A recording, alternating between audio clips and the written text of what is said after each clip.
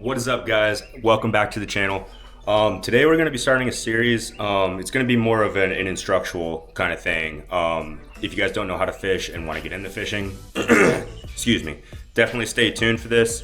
You guys are going to love it. What we have over here, we're going to start with the basic of the basic here. I'm going to tell y'all exactly what you need, what I use for a setup, so on and so forth. So what we have here is just a spinning rod and reel combo. It's just a Daiwa. It's a 7-foot rod, medium heavy action, or a medium heavy, and it's fast action. The reel, you really want to start with, like, for bass fishing at least, like I like to start with like a 3000 series reel. You don't need anything, you don't need to be going out to the pond with a full-blown shark rod setup, right? So I'm gonna show you guys how to rig it, the knots that I like to personally use. If you guys want me to do a video on how to tie the knots, drop it down in the comments. But there's a million videos on YouTube. I'm gonna show you what baits that I like to use and exactly how to fish them. So the way this is gonna be kind of structured, I'm gonna start easy with, the very easy stuff, the spinning rod combos, Senko worms, crawls, stuff like that, the very, very basics of bass fishing, the stuff that works, the staples of bass fishing, as you could say. And then I'm gonna move on to the more difficult stuff. Bait casters, how to set up your bait caster, how to set your tension knob, how to set your brakes, how to actually cast it, different lures, how to fish different lures, so on and so forth. So stay tuned, guys. I'm gonna get rigged up here and I'm gonna show you guys my #1 bait that I get the most success on, hands down. All right, guys, this is the this is the staple of bass fishing here, the good old TRig. So basically all this is, you have a bullet weight, so you want the pointed end to face towards you as you're reeling. Because what this does is, when you're reeling it through the water, you want this pointed end to first hit the weeds. If you have this flat end, it's gonna, one, cause a lot of drag, and two, it's gonna collect a lot of weeds. The next thing is a Texas rig hook. So the way that this is going to work, and let me get a bait out for you guys to show you. And this is actually the bait that we're going to be using anyway, so I'll talk about it for a second. This is a Yum Dinger. So you can use these, you can use the Senkos, you can use pretty much any worm that you want, right? Basically, the way to rig this up, you're gonna put the hook in until you get to a little past that barb, right before the hook turns. So you got that right there. And then you push the hook out, just like that. You're gonna feed the worm all the way to the end of the hook. Just like that. And then what you're going to do, you're actually going to spin the hook and push the worm up a little bit more so it's on top of that flat spot, just like that. And now what you should have is a hook that sets just like that. And guys, this is how you actually line your worm up as well. So what I like to do, I like to get the worm on the hook just like that. And right where it bends right here is right where you want to put your hook into. So with that being said, usually you got to scoot the worm up a little bit, push the hook up and through, and then you should have a nice flat laying bait. To make this weedless, if you guys fish in a lot of weeded areas, you're going to want to take this exposed hook and you're going to want to push the worm up and bury it into the worm so it sits kind of like that. All right, and then that, ladies and gentlemen, is your classic TRig. You can kind of play around with it a little bit. Use different style hooks. There's wide gap hooks, there's regular Texas rig hooks, there's worm hooks, so on and so forth. That will fish just fine. That is the most basic setup, and that is the most versatile setup that you can really have when it comes to bass fishing, and that is pretty much my go-to. Especially if I'm in an area where the fish just are not biting, that's my #1 setup right there. You can try it without the weight. Sometimes that gives it a little bit of an extra action, or that gives it a little more action, I should say. When it's weightless, it's going to kind of flutter down a little bit easier. It's going to drop slower. So oftentimes what you'll experience when you start getting into fishing is your bait, your lure gets hit when it's falling. So really, when you're fishing it, you're gonna wanna, I'll go over this later when we get to the pond, but when you cast it out there, you're gonna wait a second because the worm's falling. Whether you have a weight or not, the worm's gonna fall and you want it to get all the way down to the bottom. When it's falling, it has, you know, see how wiggly this worm is?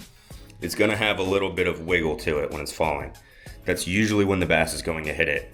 Very rarely does it happen where the bass hits it on retrieve or a fast, you know, a faster action. Because guys, you can fish these so many different ways.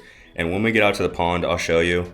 Just to give you guys the gist of things, there is the Texas rig. You have the wacky rig. You can set this up as like almost like a suspending swim bait, which is actually, I've actually caught fish that way. Basically, you would use a heavier weighted worm, typically a bigger worm that you can still cast pretty far, and you would set it up as a normal T-rig but without a weight, and you keep it on the surface and it kind of swims a little bit. It's kind of funny. It almost looks like a little snake. We're gonna get loaded up. We're gonna get to the pond, and stay tuned because this is gonna be an awesome instructional video. And hey, even if you know what you're doing, even if you have been fast fishing for a while, you never know. I could say something that, you know, you could be like, oh, you know, I've never thought of it that way. So stay tuned, guys. We're gonna get to the pond and we're gonna start wetting some lines. All right, guys, this is the pond we're gonna be fishing today. Before we get started, I want to give a little rundown on some of the necessities that I keep with me while I'm fishing, you know, to set you guys up for success. So number one, you're gonna want a good pair of pliers. You never know if the fish is gonna choke the bait, and it's way down at the back of its mouth. It's very hard to get your hand down there sometimes. Pliers, or you could hook a gar. So instead of having to cut your line, you can actually use your pliers to get the hook out. Furthermore, I usually keep a lighter and a knife with me as well, which I do have in my bag. The lighter is to burn the line, and the knife is obviously to cut the line. So also what I like to keep in here, and if you guys fish ponds a lot, bug spray. You're gonna definitely want some bug spray, and you're also definitely gonna want some sunscreen depending on the day. I would recommend to start, you get 2 tackle boxes and a bag. Obviously you're gonna need a bag, but get 2 tackle boxes, one with your hooks, weights, and you know the different types of tackle you're going to need while fishing, and then the other one for your lures, so your soft plastics. I personally carry 3. I carry 1 with all my tackle, and then I have 2 for my lures. So basically I have 1 set up with all my soft baits and 1 set up with some more of my hard baits, my swim baits, jigs, so on and so forth. All right, guys, so again, we're going to be using our spinning combo, the most basic combo that you can get. This is definitely what I recommend you start fishing with. Do not jump straight to a bait caster. You'll end up very frustrated, and you're really not going to want to continue this sport. So again, we have our bullet weight at the end there with a Yum Dinger worm with a Texas rig hook. Very simple setup. We might switch over to a weightless setup in this pond. I'll have to see. So first and foremost, to cast this thing, I like to have my actual reel orientated this way, and you're going to want to grab your line with your index finger, and you're going to flip the bail over. So if I let go of this line, the bait's going to drop. That's you're going to want to have, I like to have about 6 to 12 inches of space between my bait and my rod tip. And you're going to want to just hold that line with your index finger, just like that, with your spool, with your bail open. And then when you cast, you're just going to come back, and basically you're going to release the line when you throw it forward a little bit. Once your line actually hits the water, you're going to close your bail. You're going to either flip it over by your hand, or you're going to reel it real quick, because that'll do the same thing. It'll close your bail. I personally just flip it back over with my hand. It's a lot easier. So once your bait actually hits the water and you are actually actively fishing, the way to fish these worms is nice and slow. Patience is key with these.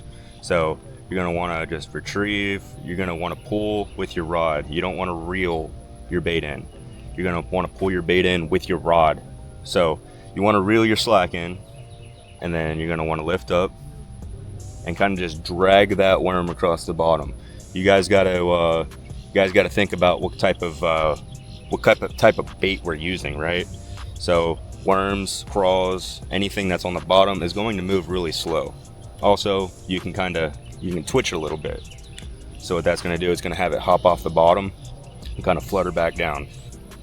Sometimes you're going to have to fish these things different types of ways to get them to work. And also something that you guys are going to experience is certain ponds like certain types of baits. It is what it is. So you're going to notice some ponds are more clear, some ponds are muddier, some have more of like a tannic tint to them. So with that being said, every single pond is a little bit different.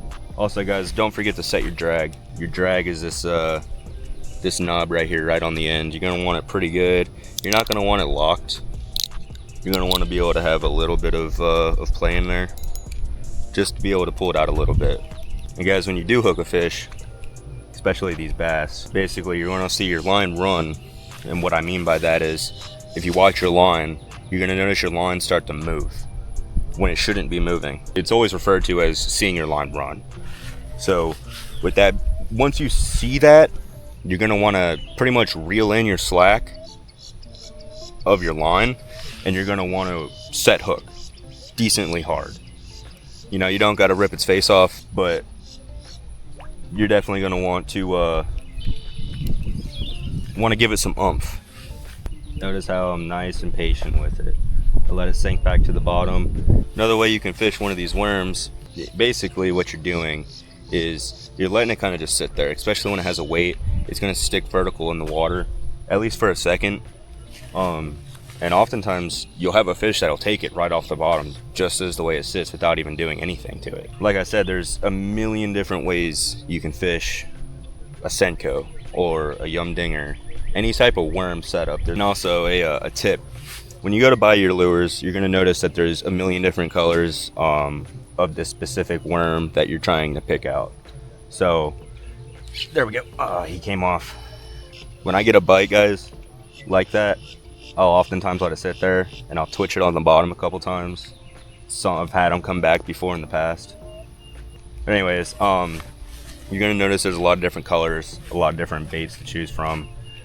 Rule of thumb that I always follow: the darker the water, the darker the bait that I use. So if you guys are in South Florida, the black and blue seems to work really well in a lot of the ponds that I fish. When I get into more clear water, I like to use a lighter color. So I'll even use like a bubblegum color. But like that's when you would use like your white baits, your red and chartreuse, things like that. And real quick, I just want to touch on a subject here. A lot of the videos you guys see on YouTube, shoot, mine included, you gotta keep in mind that stuff's highly edited. So I mean, we're actually catching the fish, you know what I mean? But you're not gonna get bites back to back to back to back. I'm not gonna say it doesn't happen, but it's definitely not like what a lot of videos make it out to seem. I'm gonna try out this watermelon green, see if we can get something on that. Sometimes, guys, it could just be the color you're using, to be honest. I've had I've had some baits work one day and then the next they don't, and then you switch up the color and you're getting smacked. There we go.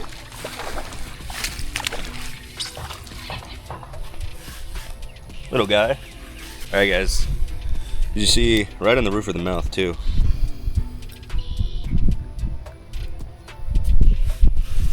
Beautiful fish. Not too shabby. Maybe a pound. We're gonna let him go though. Thanks for the bite. So that was the first catch on the TRig.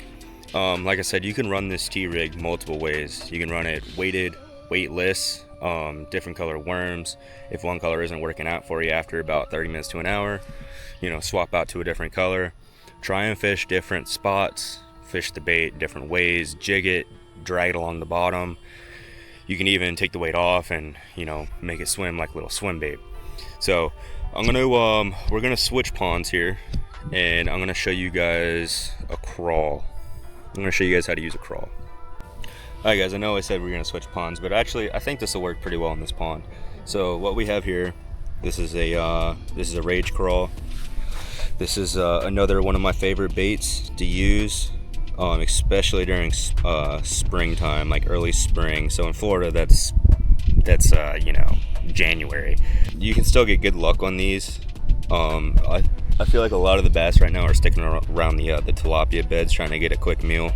So I think if I could use this crawl and drag it along the weed line here, I think we can get smacked. So we're gonna throw this out. Same exact TRig that we were using before, guys. Super versatile. Definitely the go-to setup.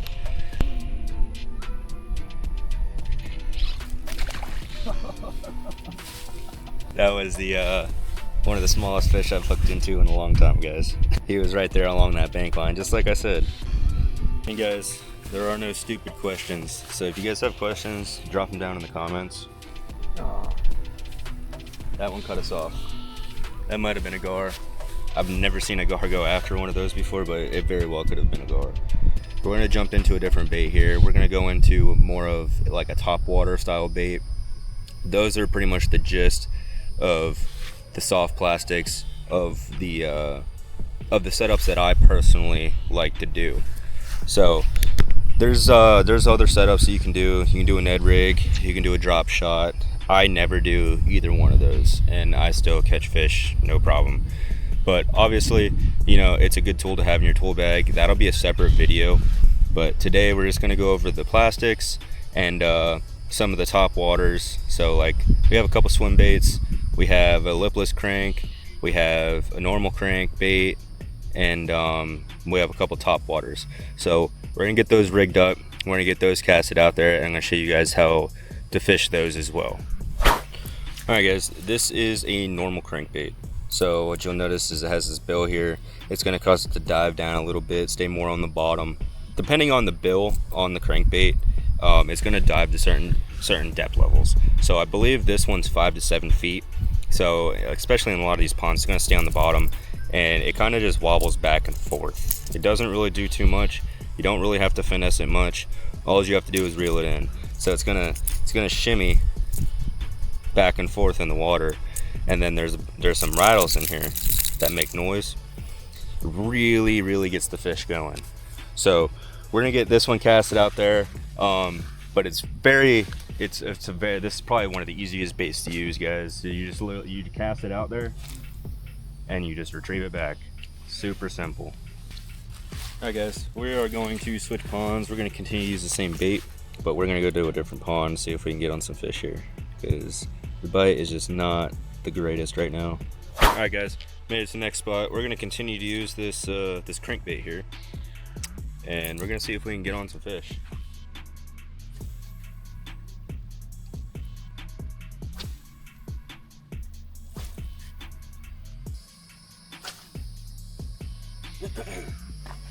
That's just the nature of the beast, guys. This is a I'm trying to be very honest with this video and how bass fishing really is. Some days you'll come out here, like today, we're just now starting to get a little overcast, which is good. But earlier today it was just super hot, and it is still super hot. So we're gonna go down here. There's a tree that's down across the water. This little pocket holds some fish usually. We're gonna cast out over there. We're gonna see if we can get something. If we can't, we're gonna swap lures. We're gonna try something a little different, show you guys a little bit more, some more lures to use, I should say. So just because one lure doesn't work doesn't mean that it's not a good lure.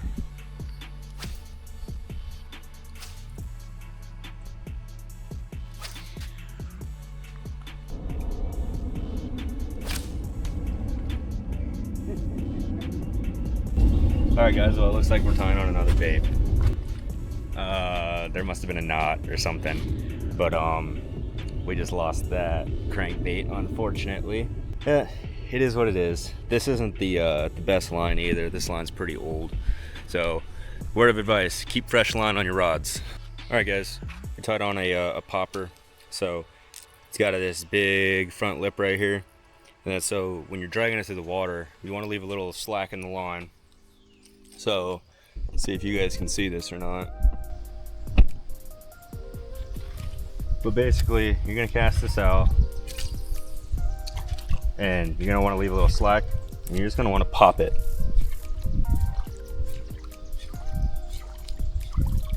And it's gonna pop. It's gonna make a lot of noise.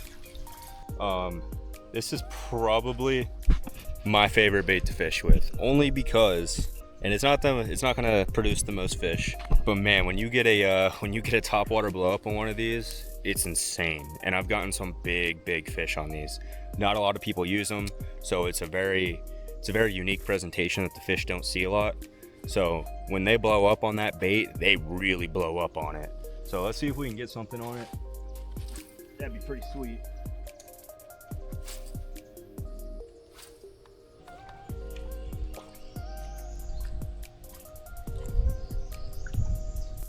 All right, guys, it's definitely a very slow day of fishing. It's very hot. It's midday, so it's just not in our favor, to be honest. We set up this weightless wacky rig. So you see the way that flutters? That's kind of the way that it's gonna sit in the water. So we're gonna try and get on some fish here. We're gonna toss it out there and see if we can get something. This is a different type of Texas rig. It's not a Texas rig, it's a wacky rig, but it's with a worm. So very similar, with the same type of bait, but different presentation. Well, guys, that is the downfall of using a wacky rig. You get snagged because you got that exposed hook. So that's why I personally prefer more of a Texas rig setup. So we're gonna get rigged up with one of those. See if we can get on something today. All right, guys, let's see if we can get something over here. We're a little bit closer to this tree that I was casting out at earlier. So I'm thinking there's got to be a bass somewhere in here that I can finesse with this worm.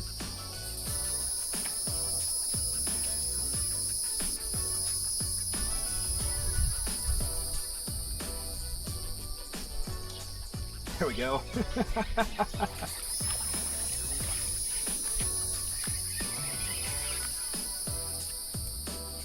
Alright guys, that wasn't really fair for the fish. I definitely sight casted him. I saw him swim and I just dropped it right in front of his face. That is fish number 2. It's been a slow day, very slow day. I'm glad we got something over here though. Gorgeous fish. He's healthy. Definitely has some potential to become a monster. So we're gonna release him and let him swim another day.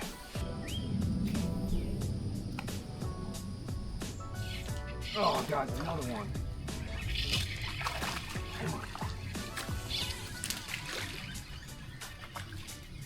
Another little guy. But we will take him. Ooh, easy there, buddy. It's always the little ones that are feisty. All right, little guy. Awesome catch. We're probably gonna call it quits there, guys. We lost our bait. We didn't bring the bag up with us, but that just goes to show you when you're having these really slow days, you really got to work your spots. So definitely some pro tips. Switch up your lures. Try out different little areas of the pond you're fishing, because just because they're not in one area doesn't mean they're not going to be in the other area. Sometimes the fish are just really finicky, especially if you're down south like I am. You're dealing with these 90-degree days. You definitely gotta find the shade, find the cover. They're typically not going to be out in open water, at least in my experiences. I've caught them that way, but it's more few and far between. Thank you guys for watching. Make sure you drop a like, subscribe, comment if you guys want to see anything specific that you want to see, any instructional videos. Like I said, this is going to be a video series, so stay tuned to the next video. Drop a comment down at the bottom. Let me know what you guys want to learn, whether it's bait caster techniques, how to cast a bait caster, how to set up a bait caster. I can also show you guys how to tie different knots, so on and so forth. So thank you guys for watching. Stay tuned to the next video. And as always, y'all have a good one. Peace.